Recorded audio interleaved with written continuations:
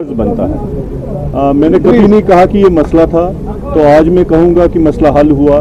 मेरा सिर्फ यही मानना है कि ये गलतफहमी हुई थी कि सील होने के बाद, क्योंकि हमारी इंतज़ामिया से 20 दिन पहले 25 दिन पहले बात हुई।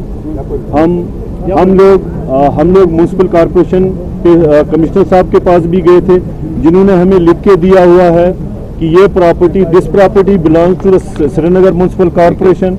ये उनका लिखा हुआ मेरे पास है।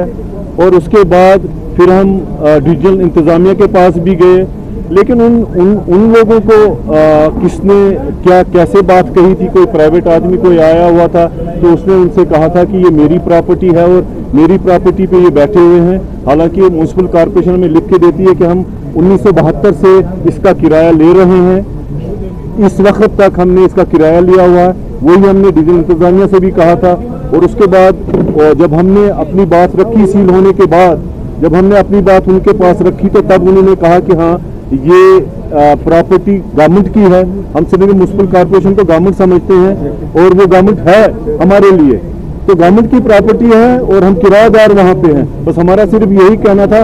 और आज हम इसीलिए यहाँ पे आए थे कि आप लोगों को कहने के लिए थी, ये गलतफहमी थी।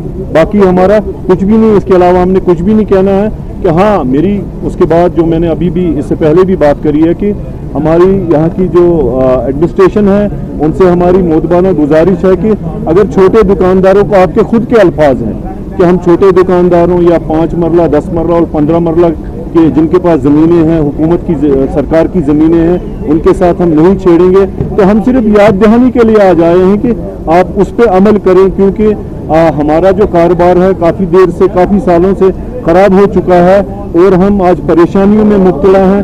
तो हमें फिर किसी एक और परेशानी में डाला जाए, क्योंकि हमारा जो कारोबार है, नफ़ा नुकसान का मसला है, वो हमारी बर्दाश्त से बाहर हो चुका है।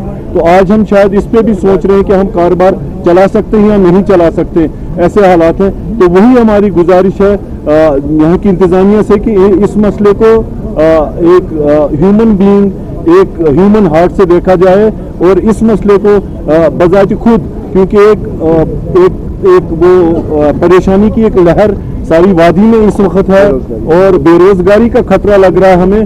तो इन मसले को हुकूमत ठीक कर सकती है। हमारे पास इसके अलावा और कोई चारा नहीं है कि हम उनसे बात करें और हम उनको कहें।